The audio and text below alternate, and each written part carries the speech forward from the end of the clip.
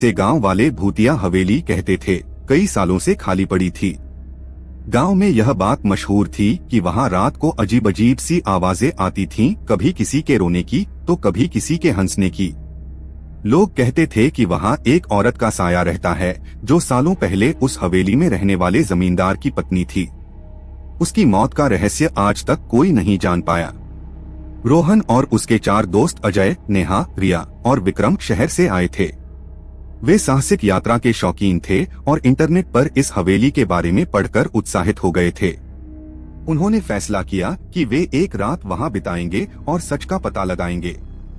गांव वालों ने उन्हें बहुत मना किया, लेकिन युवा जोश में वे नहीं माने।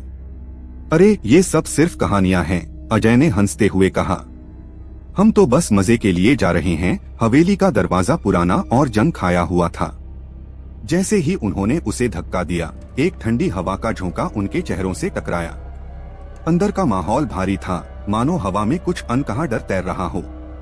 दीवारों पर पुरानी पेंटिंग्स टंगी थीं, जिनमें से एक में एक औरत की तस्वीर थी। उसके चेहरे पर उदासी और आंखों में गहरा दर्द साफ दिख रहा था।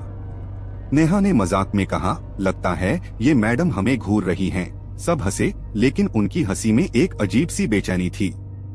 रात गहराने लगी। दोस्तों ने हवेली के मुख्य हॉल में अपने कैंपिंग गियर बिछाए और टॉर्च की रोशनी में बातें करने लगे। तभी कहीं दूर से एक आवाज आई, जैसे कोई लकड़ी का फर्श चरमराया है। ये क्या था? रिया ने डरते हुए पूछा। कुछ नहीं, पुरानी हवेली है, आवाजें तो आएंगी, विक्रम ने हिम्मत जुटाकर कहा। लेकिन जैसे जैसे समय बीतता गया, आवाजें और तेज होने लगी। अब ऐसा लग रहा था जैसे कोई सीढ़ियों पर धीरे धीरे चल रहा हो। रोहन ने टॉर्च उठाई और कहा, चलो देखते हैं। बाकी लोग हिचकिचाए, लेकिन फिर सब साथ चल पड़े। सीढ़ियों के पास पहुंचते ही उन्हें एक औरत की फुसफुसाहट सुनाई दी। आवाज इतनी साफ थी कि लगा जैसे कोई उनके कानों के पास बोल रहा हो, मेरी मदद करो। आवाज में दर्द था। नेहा की चीख निकल गई और वह पीछे की ओर भागी। बाकी लोग भी डर के मारे कांपने लगे। कहा, हमें यहाँ से जाना चाहिए। लेकिन जैसे ही वे दरवाजे की ओर बढ़े, वह अपने आप जोर से बंद हो गया। टॉर्च की रोशनी अचानक कमजोर पड़ने लगी और कमरे में ठंड बढ़ने लगी। तभी हॉल की दीवार पर उस औरत की तस्वीर की आंखें हिलती हुई दिखीं।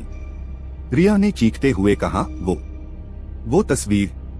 उसकी आंखें सबने देखा और सचमुच तस्वीर की आंखें अब उन्हें घूर रही थीं, जैसे जीवित हों। अचानक कमरे में एक छाया उभरी। एक औरत की आकृति, लंबे काले बाल, सफेद साड़ी में, लेकिन उसका चेहरा धुंधला था।